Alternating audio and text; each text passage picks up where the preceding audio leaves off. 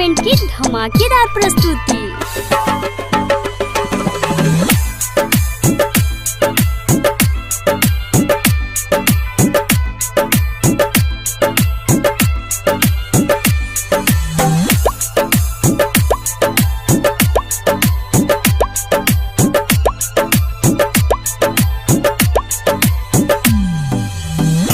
बनके पगलटावा तोहरा ससुरवा में आइबो हो, ए जाने हो ससुरवा में आइबो हो, कि अपने हाथ दी हजारा वापिया जे दुनिया छोड़ी चलिए नु जाइबो हो, कि अपने हजारा वाकिया जे दुनिया छोड़ी चलिए न जाइबो हो।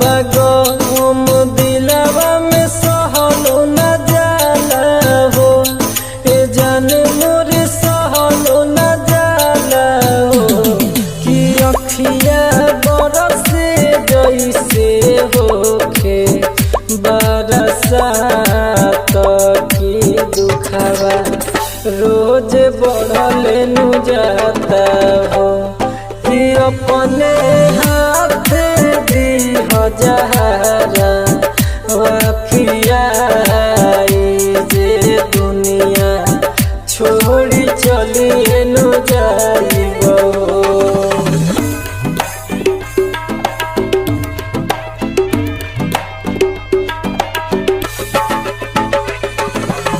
Mix by AG recording studio.